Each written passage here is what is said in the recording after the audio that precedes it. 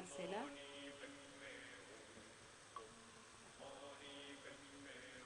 Hola, Buenos días. buenos días.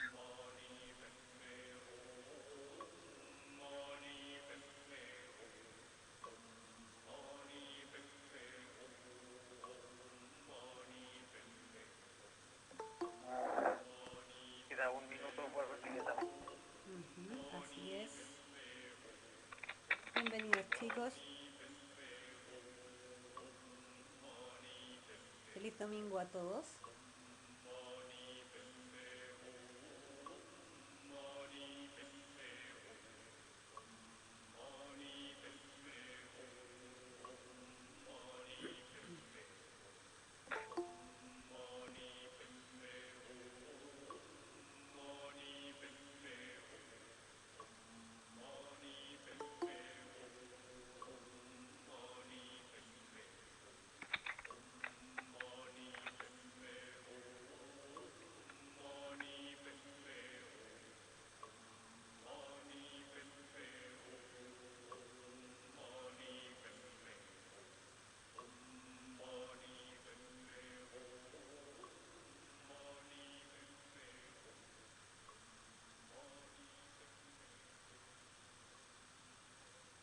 Ya chicos, nos encontramos entonces sobre la hora ya, mediodía,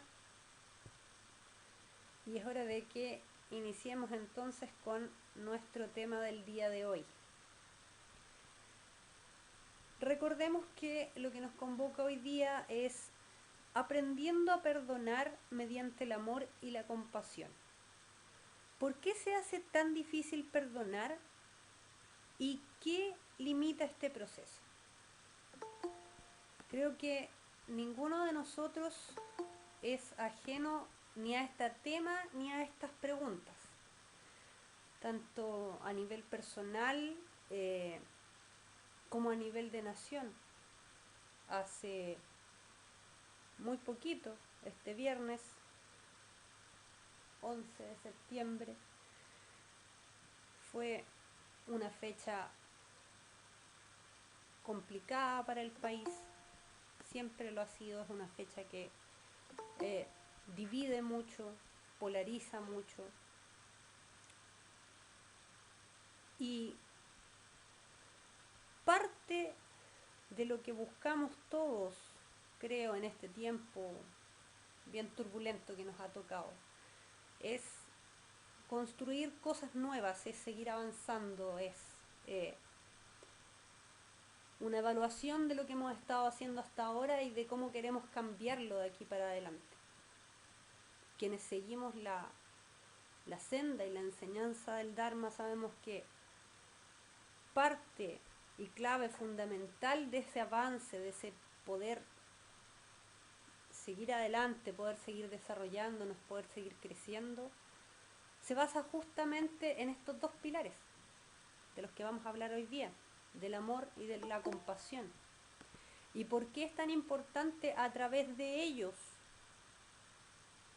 No solamente observar las situaciones, sino que interpretarlas a través del amor y la compasión. Eso nos permite sanar, eso nos permite avanzar. Es el tema que nos convoca hoy, es un tema que sin duda es hermoso, ¿ah? Pero es complejo también, es complejo de alcanzar. Nos hemos condicionado por muchas cosas, hay muchos dolores también de por medio. La emoción es parte también de una de esas preguntas de que limita un poquito el proceso.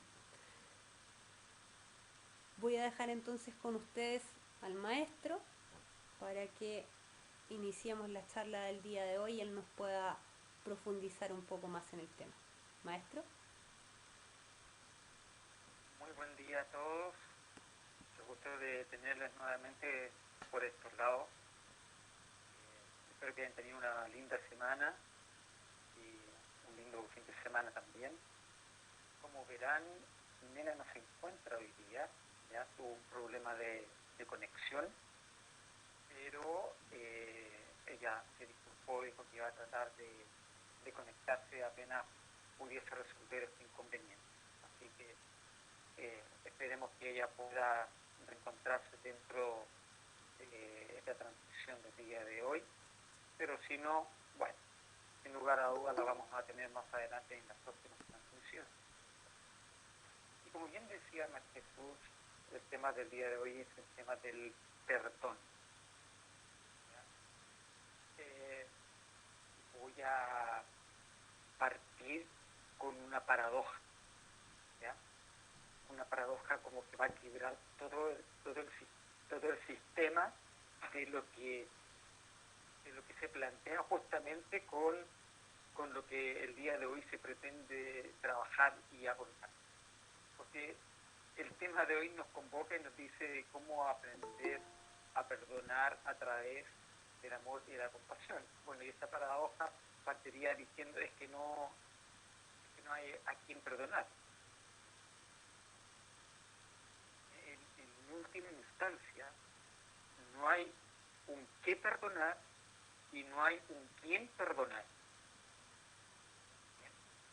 Pero en estricto rigor, todo este llamado resentimiento, orgullo, rencor, no es nada más que un aferramiento a una memoria determinada.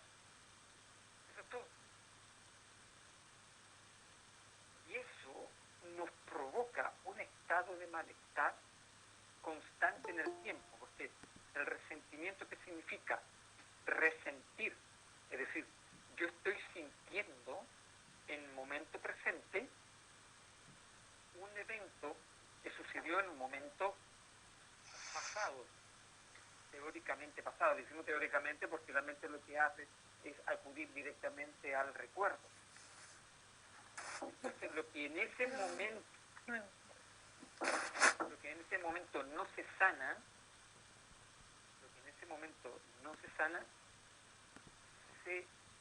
se puede seguir sintiendo en nuestra vida. Por lo tanto, este resentimiento o estos resentimientos forman parte de una estructura definida del no saber conocerse a sí mismo. Porque en el momento en que te logras conocer a ti mismo, logras comprender la naturaleza de este resentir y no permitas que continúe en tu vida. Cuando nosotros si nosotros hemos tenido mucho resentimiento en la vida, significa que somos muy proclives a poder seguir generando resentimiento en mi vida actual, porque tengo la misma mecánica mental, no la he cambiado. Por lo tanto, puede ocurrir alguna situación de descontento hoy o en cualquier momento de mi vida que me va a provocar directamente un nuevo resentimiento. Es decir, voy a sentir ese dolor, voy a sentir ese orgullo, voy a sentir ira, voy a sentir frustración, etc. Cualquiera sea la emoción y conflicto, pero lo voy a resentir. Significa que me voy a seguir identificando. Y ese es el problema, porque significa que una mente o una persona que se encuentra atrapada en el resentimiento, significa entonces que no ha abandonado esa memoria y la sigue viviendo subconscientemente, y no digo conscientemente, sino que subconscientemente, porque nuestra mente está enfocada al mundo de los sentidos, ¿bien? Pero a nivel subconsciente está la memoria ahí entregándonos con un segundo plano este recuerdo. Y eso subyace a que se genere un torrente de emociones. Entonces, ¿dónde nace? Primero, para poder desmantelar el resentimiento y trabajarlo a través del amor y de la compasión, yo tengo que saber cómo nace y por qué nace, para poder realizar un trabajo de desidentificación. Y eso eso lo hacemos justamente a través de la meditación. Porque en cierta manera, mientras yo más esté identificado conmigo mismo, significa entonces que voy a llevar a cuesta durante toda mi vida un sinnúmero de resentimientos y no me voy a permitir el poder aceptar nuevos escenarios sin ninguna carga. ¿Bien? Entonces, ¿de dónde nace primero? Todo nace de una expectativa mental. Esa expectativa está asociada al deseo de que esto sea de una forma y me aferro a ese contenido. Es lo primero. La segunda noble verdad, yo no estoy diciendo cuál es la causa del sufrimiento. El deseo, el aferramiento, la aversión. Aunque la aversión es la cara opuesta del deseo, pero está dentro de la misma. Entonces esta expectativa que yo he generado frente a una persona o frente a alguna situación de mi vida, he generado mucha expectativa, entonces ya un deseo, ¿ya? Donde no veo otras posibilidades, me enfoco exclusivamente a eso. De cierta manera también hay ciertas corrientes dentro de la psicología que hablan sobre el cómo cumplir nuestros deseos, el aferrarse a los deseos. Bueno, sí, hasta cierto punto, ¿ya?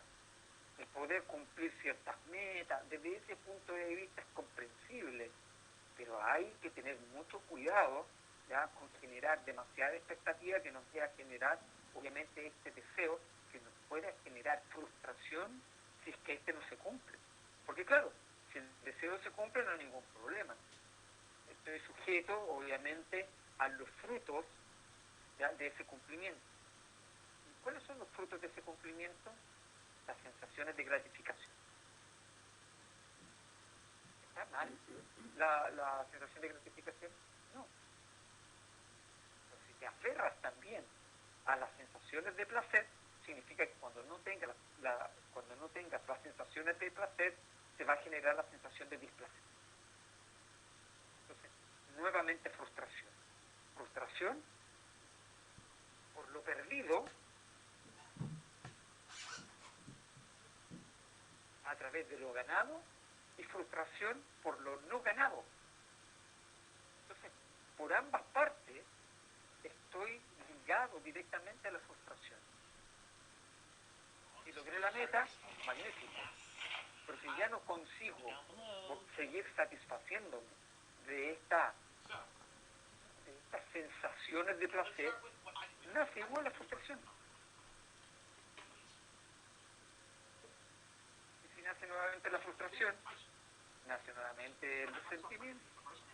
Entonces, por ende, hagamos lo que hagamos, se puede transformar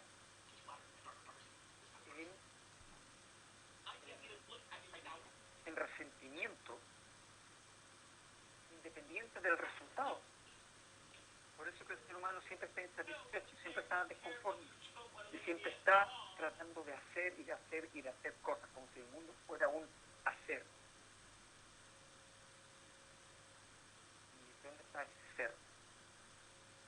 El estar. Cuando hablamos de ser es estar presente.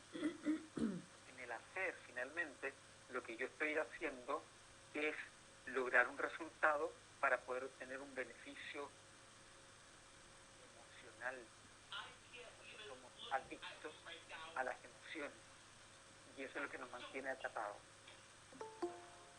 Entonces, en este deseo, expectativa, nace la frustración.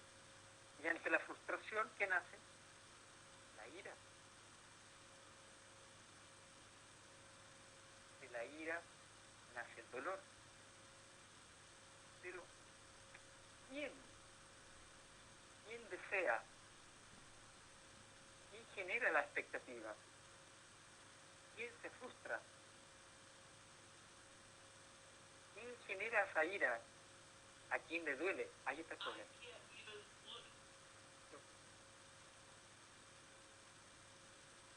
Yo siento ira, yo me siento frustrado, yo tengo resentimiento, ahí está el problema. No es solamente tenemos entonces el deseo, el hecho de generar grandes expectativas, sino que es la identificación. Por lo tanto, cada vez que nosotros generamos identificación hacia algo, estamos propensos, de una u otra forma, independiente del resultado, a que se genere un estado de malestar, aunque sea positivo. Ante la ausencia de la positividad, te vas a sentir frustrado por no tener esa sensación de placer a la cual estás constantemente buscando en la vida. Entonces, ahora nosotros logramos entender o comprender el por qué sucede esta situación, es decir, el por qué se genera el resentimiento, de dónde nace el resentimiento. A esta altura ya la podemos tener claro. Entonces, mientras nosotros podamos observar toda esta cadena de objetos que van surgiendo en nuestra mente y logremos desidentificarnos, entonces, en la medida de que haya menor deseo, menor expectativa, como resultado va a haber menor frustración, menor ira, menor dolor, menor identificación y no va a haber resentimiento. Entonces, haz mentalmente, mientras estamos haciendo esta conversación, ¿cuáles son tus grandes resentimientos? ¿A qué tú te estás resentido? Tú puedes estar resentido por una pareja, por una expareja, pero esas son personas. Pero no el problema no son las personas, el problema son las expectativas deseosas que tenías en función de esa persona. No es la persona en sí, porque las personas son todas neutras. Son simplemente espejos de lo que nosotros no tenemos resuelto internamente. Entonces, si tenemos esta consecución de deseo, expectativa, frustración, ira, dolor, ¿ya? Y me sigo identificando con este yo, obviamente estoy perdido y puedo pasar toda mi vida en un resentimiento constante.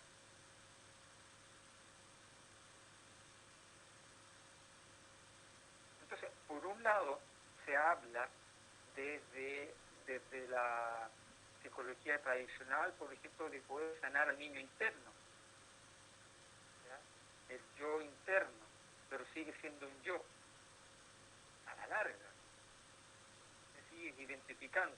Ahora, esa dinámica es buena, sí, es buena, no definitiva, pero es buena cuando la persona todavía se sigue identificando con el yo. Pero aquellos meditadores que ya han logrado ir superando la identificación con el yo, no necesitan ya esa terapia del niño interno, por así decirlo. Porque cuando logramos generar una desidentificación del yo como sujeto, no hay dolor, no hay ira, no hay frustración, no hay expectativa, no hay deseo. Entonces caen todas las piezas de dominó, ya una tras otra, caen todos los eventos que están asociados a este yo. Busca a este yo. ¿Dónde está? Son los factores mentales, es decir, son los pensamientos, son los recuerdos. Es eso. Porque si crees que tú eres el pensamiento, el recuerdo, la memoria, estamos en un problema.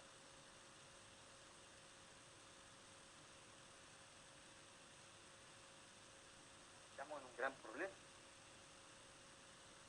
Si tú crees que eres el que percibe la realidad, estamos en un grave problema. Porque es ahí donde nace el conflicto. El conflicto no nace en la mente, se almacena en la mente, queda en la memoria. Pero se origina en las percepciones de los sentidos. exaltado están los sentidos, obviamente mayor deseo se va a generar al respecto. Soy lo que percibo entonces. Percibo a través de los sentidos. Soy lo que percibo. Tampoco puedo ser lo que percibo. Soy lo que siento. Soy las sensaciones, soy las emociones, tampoco. Soy el cuerpo, me miro en el espejo y soy el cuerpo. ¿No? Y por una simple razón. Porque todos estos agregados que acabo de mencionar carecen de existencia inherente. No existen por sí mismos. Están todas relacionadas, encadenadas entre una y otra. Pero por separado no pueden ser el yo.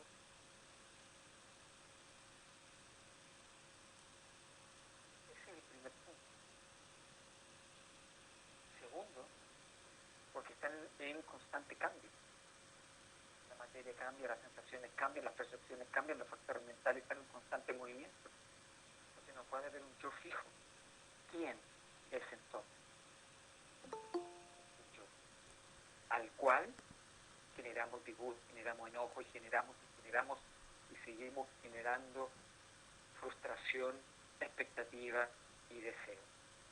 Ahí está el problema.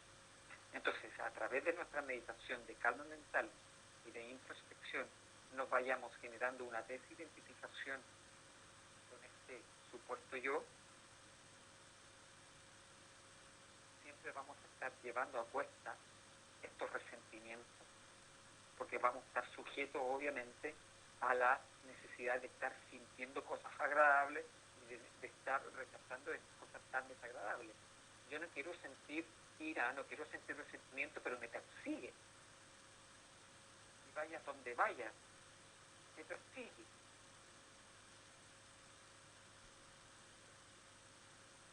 Entonces, ¿se acuerdan cuando hablamos en una de las transmisiones anteriores sobre, por ejemplo, el consumismo y todo ese tipo de cosas?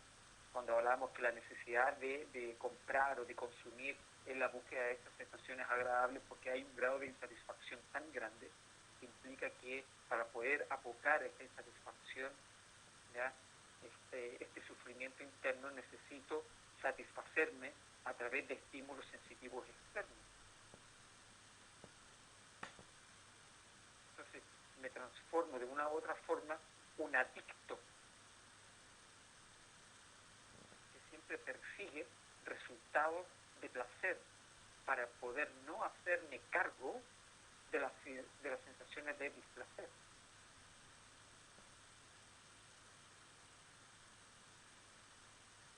Entonces, en la medida que logro desidentificarme, puedo trabajar con el amor y la compasión. Pero si yo me identifico, me sigo identificando, por más que realice ciertas prácticas espirituales en relación al amor y la compasión, como por ejemplo en el budismo temprano, el budismo Theravada, tenemos los Brahma Vihara, ya que es la mejor práctica que puede existir para poder trabajar el amor, la compasión, la alegría, la ecuanimidad y para poder sanar justamente todos estos resentimientos. Lo que en el budismo mahayana o en el tibetano se llamarían los 4 pensamientos inconmensurables, ¿cierto?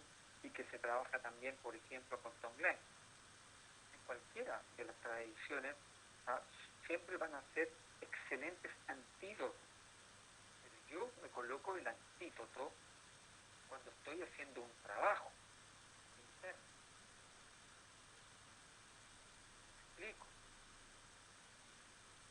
Si yo tengo problemas físicos, por ejemplo, de diabetes, por más que el médico me recete tomarme mis píldoras para la diabetes, pero sigo comiendo carbohidratos, no voy a ser entonces adicto a la práctica del tomar, y no voy a lograr ningún resultado. ¿Qué es lo que quiero decir con esto? Que puedo sentarme repetir mentalmente que todos los seres sintientes sean felices. Pero si no hago el proceso de desidentificación, entonces no se está logrando este propósito. Por un lado está la meditación que logra que nosotros podamos tener esta sabiduría interna. Aquí lo importante es que tú logres ser maestro de ti mismo, que logres esta sabiduría interior. Porque esta sabiduría interior es la que va a permitir que no te logres identificar con aquel pasado en la cual has estado aferrado por un tiempo o por un largo tiempo.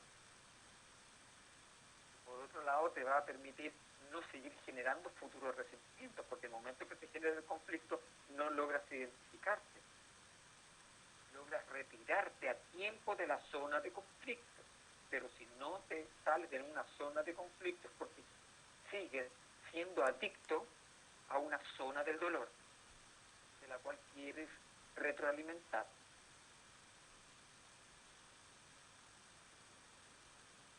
El proceso de desidentificación aquí es clave.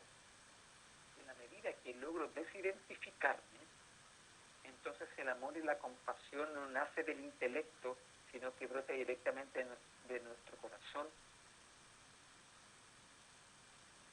porque no es intelectual, no nace como un factor mental, aunque lo evoquemos en un principio, ¿cierto? Como una oración. Completamente de acuerdo, lo podemos hacer, tenemos que evocarlo de una u otra forma a través de un pensamiento, pero tiene que emanar desde tu propia naturaleza búdica. Recordemos que cada uno de nosotros somos Buda. Usted es un Buda. Cada uno de nosotros somos un Buda. Nosotros no tenemos que fijarnos en el Buda externo. El Buda externo es algo referencial. Eres un Buda. Entonces tenemos que mirar siempre adentro. Entonces desde ahí puedo empezar a trabajar el amor, la compasión. En este mundo de tanto sufrimiento que anda dando vuelta por todos lados, está todo el escenario para que nosotros podamos ser personas compasivas. Porque en esta compasión significa que usted siente, se pone en el rol del prójimo para evitar que usted genere un resentimiento frente al otro. Me explico. Usted tiene un resentimiento frente a una persona determinada, pero ha estado haciendo meditación y está logrando esta lenta y gradual desidentificación, porque la desidentificación es gradual, ¿ya? Es una desprogramación que se va haciendo en la medida de que este cerebro se va produciendo esta neuroplasticidad, ¿ya? Desde una perspectiva más científica, ¿ya? Entonces, en la medida de que ya me comienzo a desidentificar, me logro no poner en el rol del yo sufriente, sino que me pongo en el rol del otro. Y digo, qué mal lo debe estar sintiendo. Entonces tú puedes recurrir a tus propios sufrimientos para poder generar compasión, pero solamente para eso.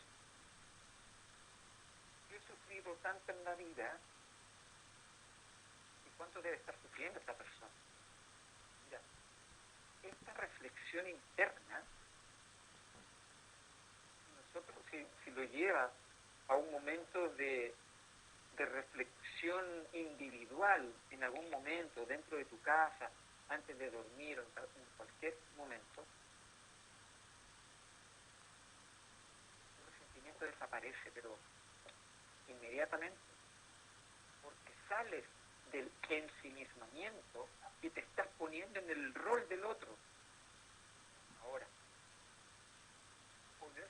del otro no significa que tú tengas que asumir la carga del otro. Pero sí comprender su proceso interno. Y esa comprensión del proceso interno de la otra persona es lo que te permite a ti salir definitivamente del resentimiento, del rencor, del orgullo. Eso no significa que si la persona en cuestión es una persona que actúa mal, que actúa con malevolencia, deba justificarla.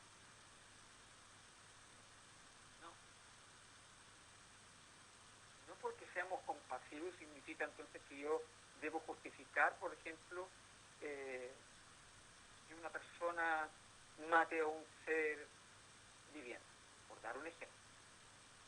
No lo justifico, pero entiendo y comprendo su dolor que le lleva a ese acto. Entonces cuando nosotros vemos una situación desde afuera, cuando ni siquiera nosotros estamos involucrados, por lo general nosotros siempre vamos como a tratar de salvar a la víctima. ¿Por qué logramos generar compasión hacia la víctima? Nunca logramos compasión hacia el victimario. Es más, generamos una condena directa por los actos.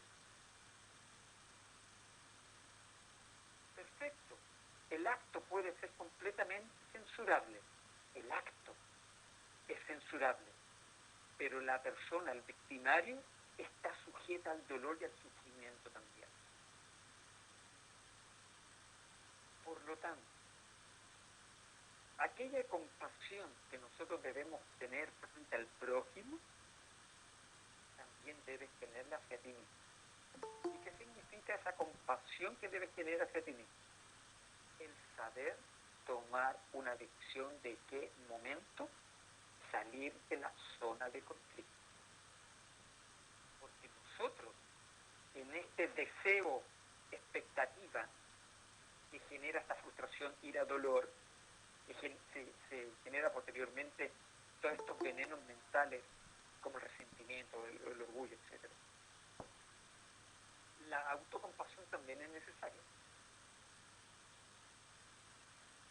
Lo que implica inmediatamente de que tú, como ser humano, también mereces vivir en paz, vivir tranquilo, tranquila, en armonía. Pero ¿qué es lo que hago para poder vivir en armonía? Genero un deseo, una expectativa, pero es una expectativa de control.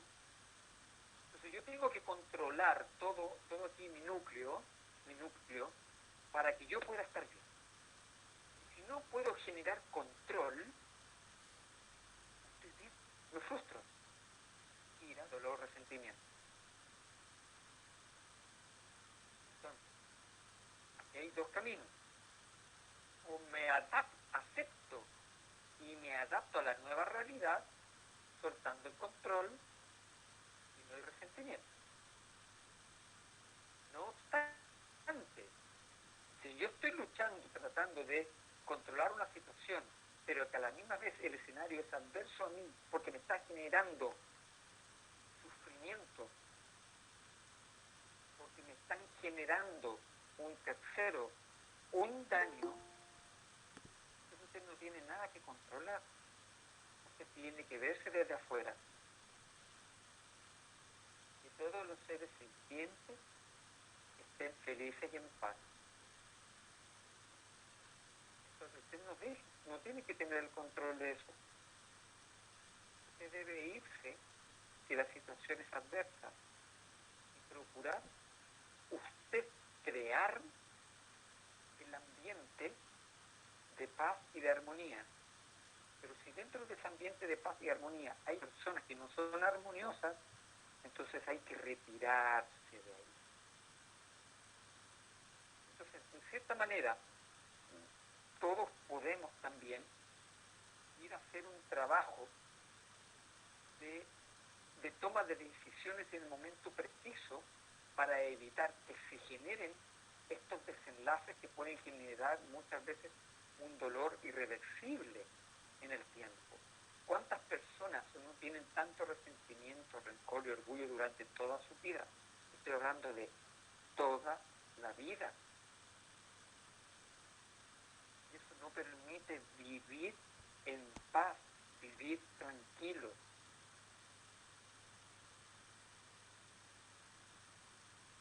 Por esa necesidad que nosotros tenemos de estar siempre controlando la adversidad, no necesariamente nosotros tenemos todas las herramientas para poder controlarlo todo.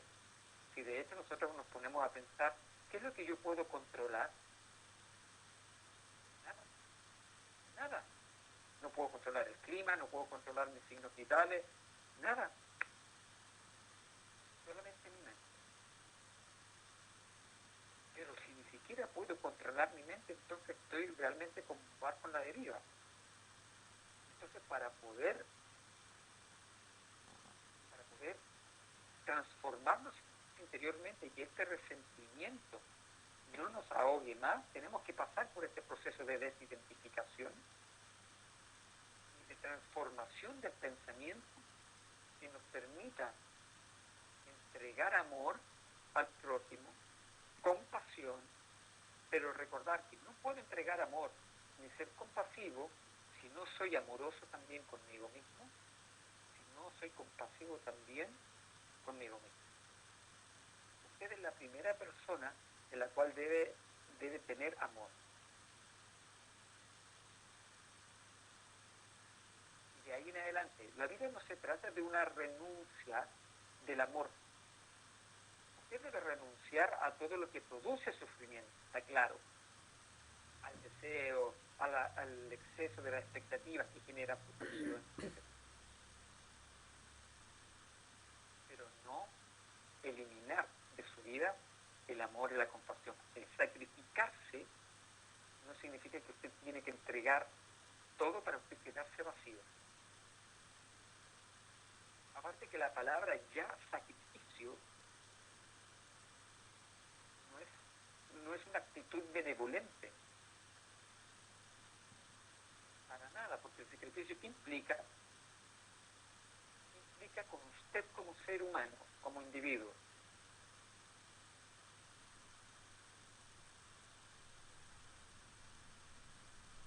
Cuidado con las palabras que nosotros vamos utilizando.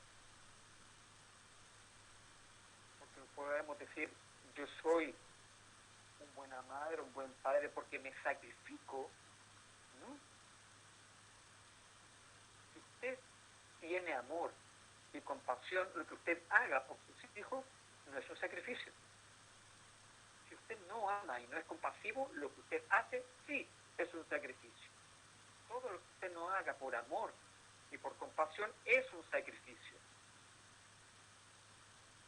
Pero lo que se hace por amor y compasión no es un sacrificio.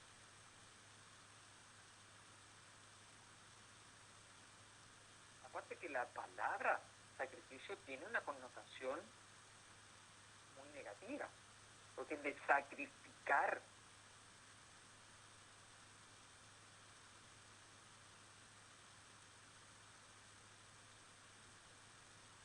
Entonces, ¿por qué no podemos perdonar?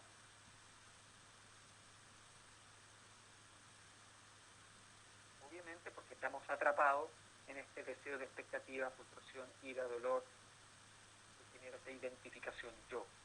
Yo soy el que deseo, yo soy el que tengo la expectativa, yo me frustro, yo tengo ira, yo, y todo nace de este yo.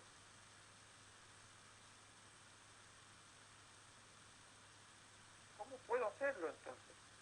A través de la meditación, en la medida tal que su propia conciencia logre darse cuenta que este yo es impermanente, está cambiando, y que lo que usted considera como un resentimiento del pasado no es solamente memoria que se encuentran atrapadas ante un deseo frustrado. Entonces, cuando aparezca, obsérvelo y no se aferre ni a lo que va a sentir y a lo que va a ver internamente. Sea ecuánime en la observación, acepte para que eso fluya y se vaya produciendo lentamente la desidentificación. Porque esta es la identificación la que no nos permite generar este verdadero perdón. Pero como bien decía en un principio, no hay a quien perdonar. No hay un quien perdona ni un a quien perdonar. Porque finalmente son solamente memorias que se encuentran atrapadas. Nada más. Y la visión cabal que se produce con la introspección es esencial. La calma mental que se produce a través de la meditación shamatha, por ejemplo, es esencial también. Porque ambos producen un proceso de desidentificación. Usted utiliza la técnica como un verdadero laboratorio interno. Y eso es lo que le permite a usted ser feliz.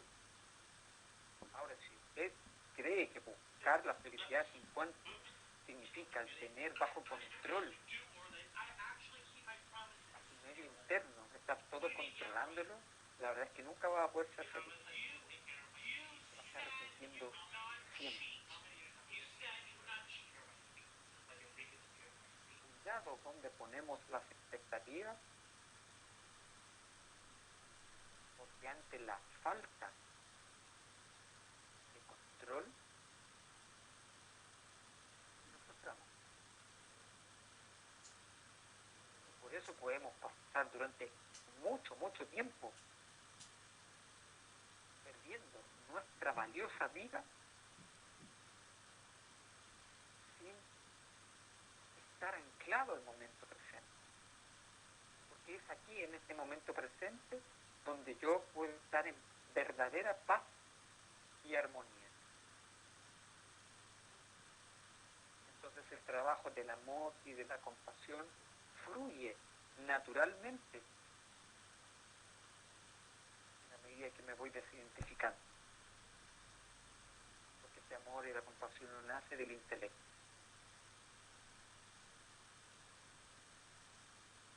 Nace de un estado pacífico de conciencia.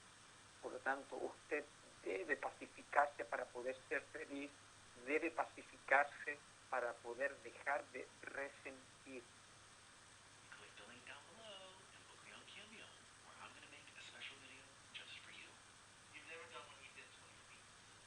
En la medida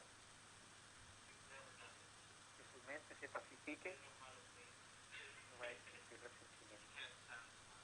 Pero la transformación del pensamiento es esencial.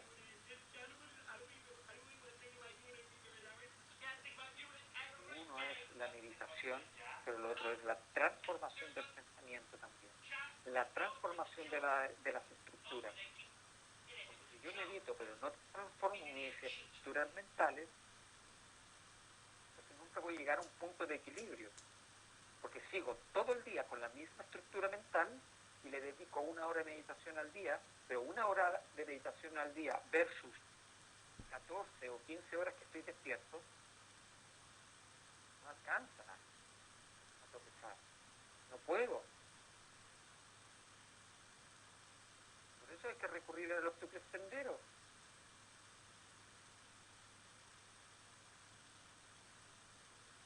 El pensamiento armonioso, el habla armonioso, la acción armoniosa.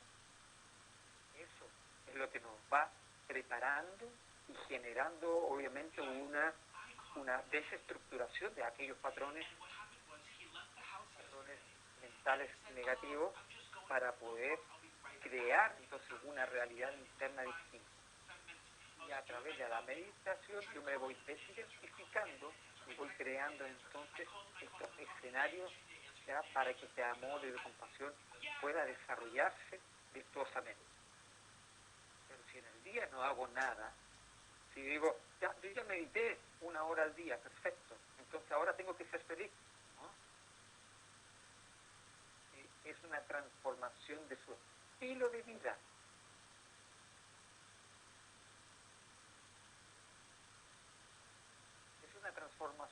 forma en la cual usted percibe la realidad. No es dedicarle el tiempo a una hora de meditación. No, esto es un trabajo 24/7, 24 horas. Estoy creando mi propia realidad a través de mis propios pensamientos.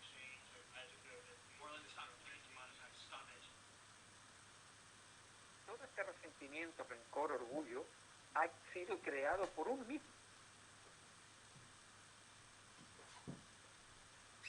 No existe una píldora mágica que tomemos y que nos resuelva el problema. Eso es lo que nos vende. Me duele algo, píldora. Me duele esto otro, píldora. Pero no me hago cargo de lo que estoy sintiendo interiormente. Entonces ahora ya sabemos cómo podemos proceder a crear una realidad distinta, a perdonar desde un sentido último, a dejar de resentir, a dejar todo ese rencor de lado. Porque puedes decir a otras personas, sí, hay que dejar el rencor, deja todo de lado, deja fluir. ¿Pero cómo? Perfecto. Suena maravilloso. ¿Y cómo lo hago? ¿Cómo? De la forma que lo acabamos de ver hoy.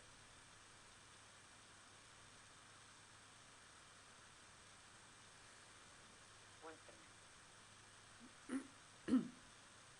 Si hay algún comentario, algo que deseen, ahí pueden activar el micrófono y comentar. Queda abierto el espacio, chicos, para preguntas, comentarios, consultas.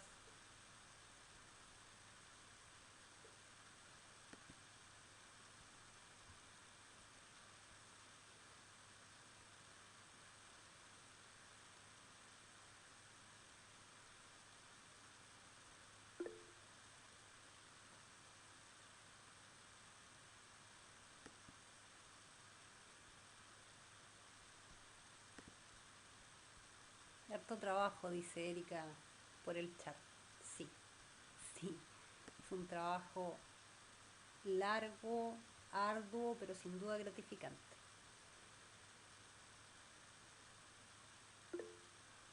Carolina, te veo que estás tratando de hablar, pero no te logramos escuchar. Trata de eso. A ver si se podía activar nuevamente. Si no, por el chat, Carolina. Por el chat, porque no te logramos escuchar. Sí. Ya, vamos a leer un poco el chat, a ver qué va apareciendo. Sí, hay un par de aportes. Ana Tapia dice, solo agradecer, y Budismo Castro José, allá de Chile, nos dice, lo planteaba por Masloirme acerca de los procesos de identificación del yo ilusorio, me recuerdan un libro que me resultó revelador hace algunos años, se llama Una nueva tierra, del autor Eckhart Tolle. Y bueno, Eckhart Tolle creo que es un fiel representante del budismo laico, ¿ya? Y obviamente tiene mucha bibliografía en relación al cómo poder generar muchos procesos de desidentificación y anclarse al momento presente. Así que quienes tengan la oportunidad de también leerlo, háganlo, porque sin lugar a dudas el poder anclarse al momento presente es muy importante. Y sí existen ciertos elementos también que nos permiten anclarnos, como es la simple contemplación. No estoy hablando de meditación necesariamente, sino de contemplación. La contemplación a través de los sentidos, tú contemplas lo que percibes, ¿ya? Estás sentado, por ejemplo, en una plaza y te dedicas 20, 30 minutos a contemplar, ayuda obviamente también a apaciguar todos los sentidos y anclarse al momento presente.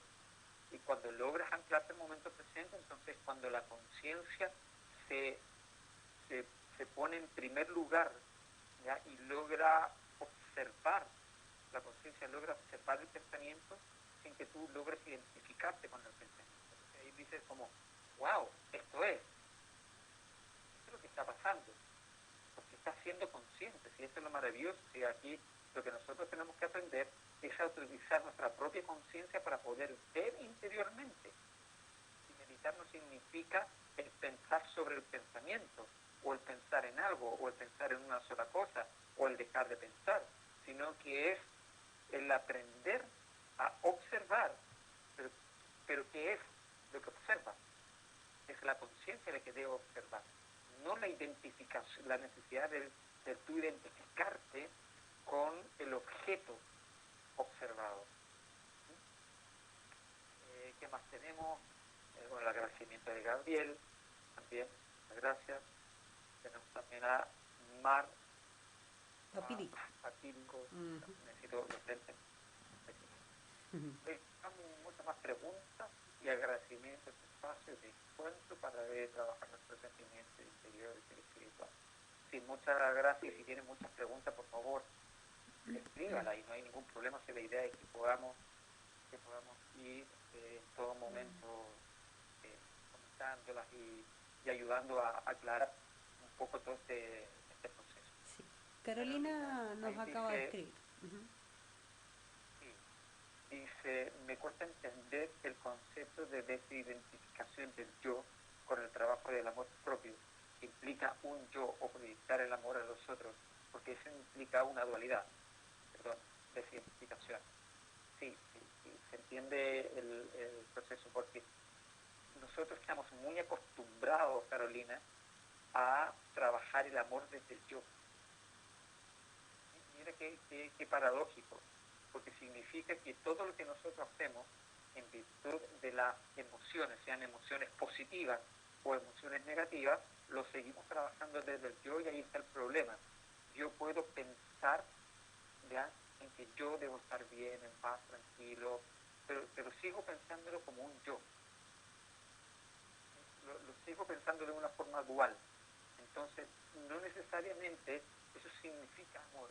Probablemente todo eso esté involucrado hacia un vínculo de emociones positivas. ¿De acuerdo?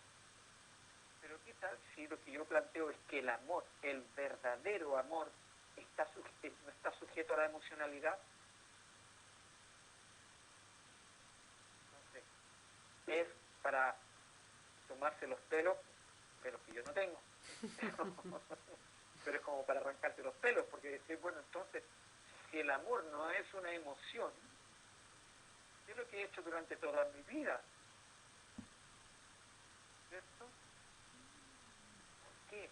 Porque si usted ama verdaderamente, por ejemplo, a una persona, cuando esa persona ya no está con usted, usted no sufre.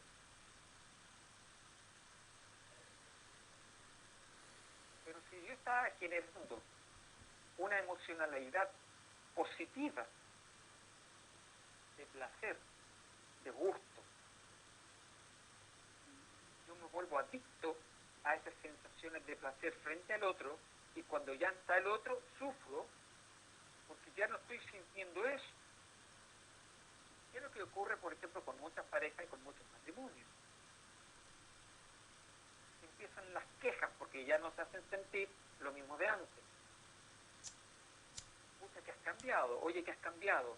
Entonces tú tienes que cambiar porque yo necesito de esa adicción, de las sensaciones de placer que yo sentía en un principio contigo. Pero eso no significa necesariamente que sea amor. Por eso es cuando se planteaba hace un momento atrás, ¿el amor de dónde nace? De una emoción positiva. Nace del estado de paz. De ese estado de paz, entonces ese amor es hacia usted y es hacia todos los seres sintientes. Porque el amor es unificador. Está sujeto a la emocionalidad de placer. Con esto, sin lugar a dudas, podrían quedar muchos todo el día preguntándose, wow, entonces, ¿he amado en la vida o no he amado? ¿Qué es el amor?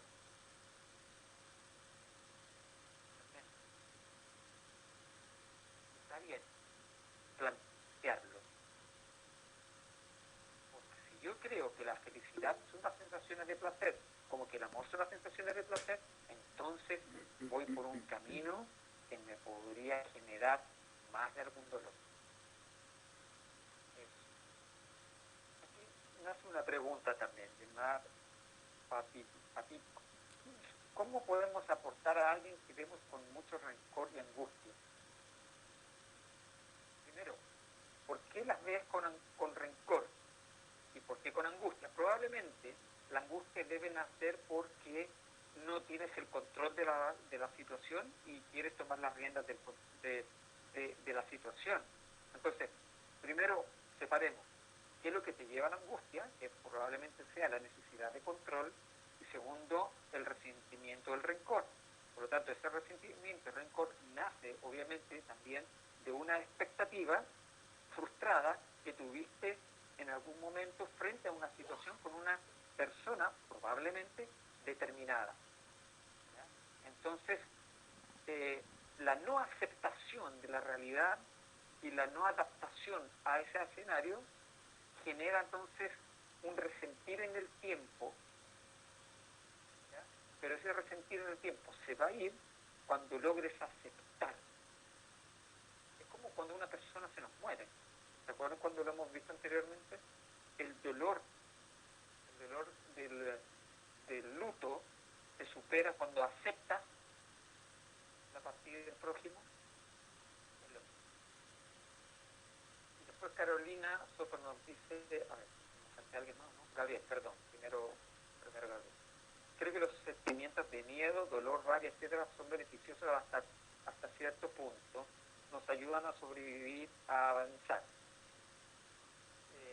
Pero luego de ese punto comienza a ser perjudicial. Sí, todo eso depende del punto de vista, Gabriel. Las emociones son necesarias desde el punto de vista de la sobrevivencia. En el sentido de cuáles son las emociones que nosotros necesitamos para poder sobrevivir. El atacar o el huir frente a un peligro. ¿De acuerdo? Pero ¿qué es lo que sucede cuando tú tienes un sentimiento de ira, rabia o rencor frente a miembros de tu propia familia? Significa entonces que para ti ellos son personas a las cuales hay que huir, son personas a las cuales hay que atacar. Y ese resentimiento me podría ayudar a avanzar. Sí, concuerdo desde la perspectiva de la sobrevivencia, pero es conversable el tema de que sea para avanzar o no sea para avanzar. Por eso es que tenemos que contextualizarlo, porque significa que si yo estoy utilizando la ira y el rencor para poder avanzar en la vida, eso no me va a hacer feliz. ¿Puedo avanzar? Efectivamente, Gabriel. Yo puedo avanzar siendo rencoroso y siendo orgulloso. Puedo avanzar en la vida. Pero, ¿cuál va a ser el costo? El resultado va a ser la malevolencia. Y así, mejor, entonces, es como tú puedes zanjar ese límite. Gracias, Gabriel. Y vamos con Carolina, nos dice, gracias por la charla, consulta. ¿Es posible tomar un buen ego como un vehículo previo para generar bodhicitta y luego desintoxicarse con este? Bueno, el buen ego es el primer paso, en cierta manera, ¿ya? Como una práctica preliminar, ¿ya? Para poder generar bodhicitta. Pero el proceso de desidentificación de la bodhicitta estimo que debería ser en su conjunto. ¿Ya? Porque este llamado buen ego es muy engañoso, Carolina, muy engañoso, y este buen ego o mal ego sigue siendo dual, sigue siendo dualidad a la larga.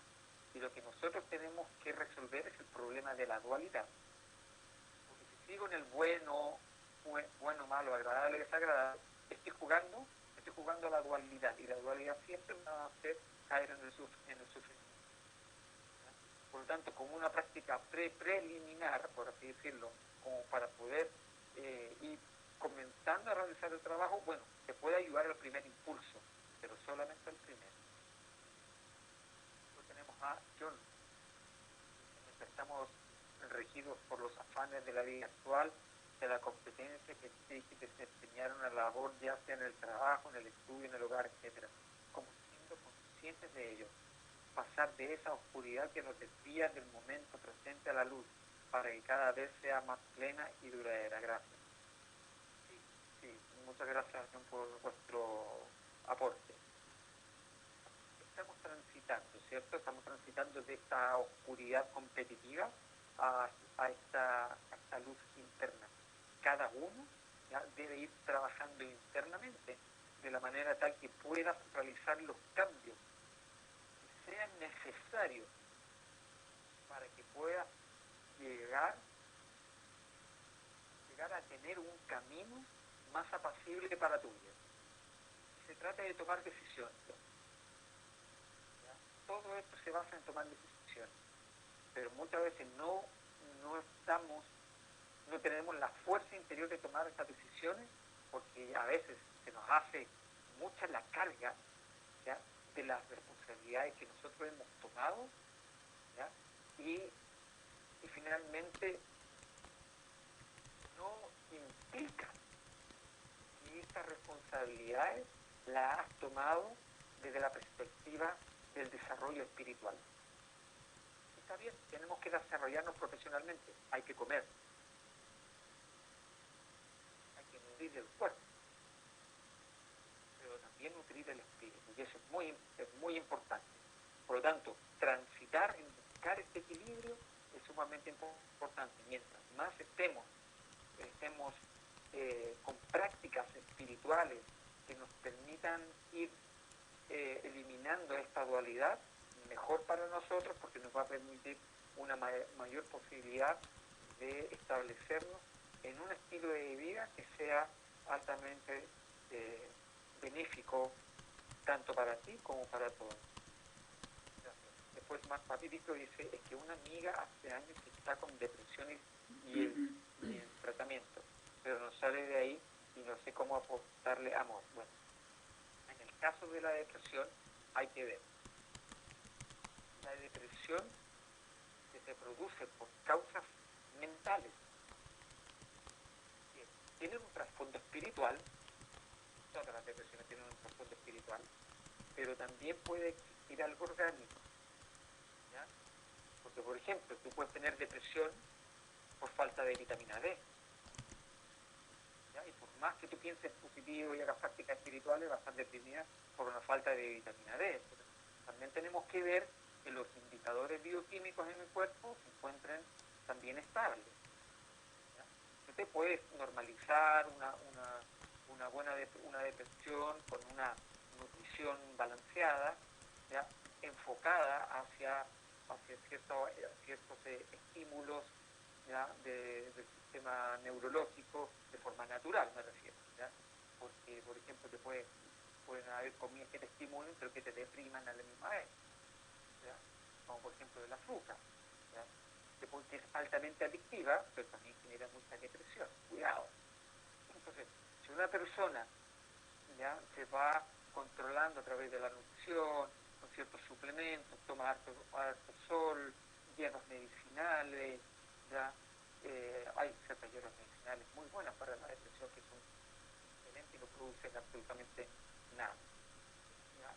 Eso tú estás ayudando a tu cuerpo a través de la naturaleza para poder salir de esa depresión, ¿ya? Pero también el trasfondo espiritual que hay, obviamente también hay que abordarlo, pero no solamente abordarlo desde ahí, porque recordemos que la mente afecta al cuerpo como el cuerpo afecta al mente. Por lo tanto, yo tengo que ver las dos partes también. Después Natalia nos dice, gracias a todos por este momento. Gracias Natalia por el apoyo. También muchas gracias. Y también Budismo Castro nos dice, una de las 27 prácticas de Bodhisattva dice, todo sufrimiento comienza con desear felicidad para uno mismo. Los budas perfectos surgen de la intención de beneficiar a otros. Por lo tanto, intercambiar tu felicidad por el sufrimiento de otros es la práctica de los bodhisattvas. ¿A eso se refiere con la práctica de Tonglen? Sí, por supuesto. En la práctica de Tonglen también tú vas tomando el sufrimiento,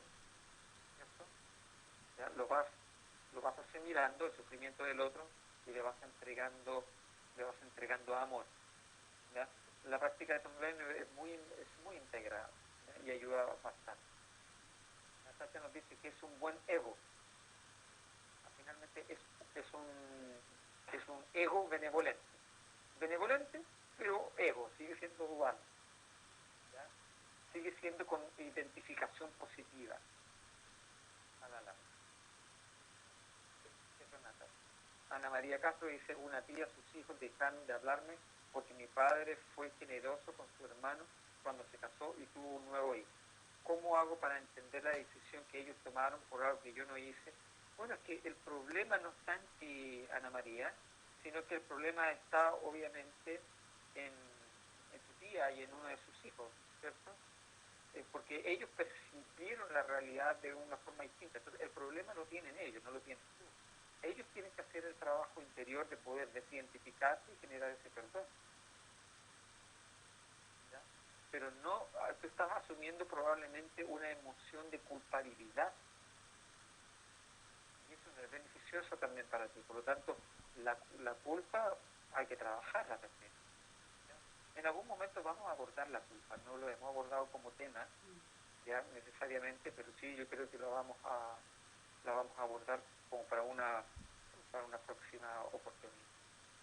Jesús espera que lo dice, asumo que se refiere al desarrollo de aspectos virtuosos desde un proceso de identificación.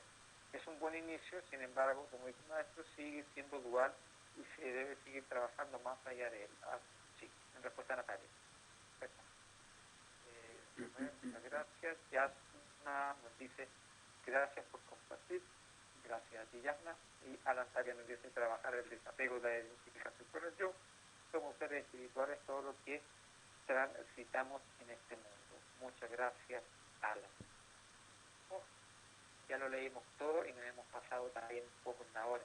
Así que agradezco enormemente la conexión de cada uno de ustedes y todos los aportes que hemos tenido, y nos llevamos una gran tarea dentro de la semana. La próxima semana, ya porque estamos hoy día a 13, 20, vamos a estar en plenas fiestas patrias, ¿cierto? Ya, por lo tanto, probablemente podamos suspender la transmisión de la próxima semana por el tema de las fiestas patrias, y para el tema del plebiscito también probablemente se tenga que suspender. Además que el temario ya de esta temporada, gracias por recordarme, se me pegó una neurona. Se acabó porque finalmente esta temporada fue un poco más corta, de 6 transmisiones. ¿Ya? Por lo tanto, vamos a ver si es que colocamos unos 2 temas más, o nos tomamos obviamente una semana de descanso por las fiestas patrias, o bien descansamos las 2 semanas correspondientes y luego transmitimos nuevamente desde una nueva temática con esta nueva temporada. Así que eso es. Le agradezco a todos la participación, y bueno, esperamos vernos dentro de poco nuevamente con nuevos temas. Muchas gracias y que tengan una feliz semana, ¿ya? De mucha paz, mucha benevolencia. Muy bien. Muchas gracias, chicos. Gracias, Dios. Chao, gracias. Tengan feliz domingo. Gracias. Muchas gracias. Gracias. Felicidades. Muchas gracias. Gracias. Gracias. A ustedes, chicos.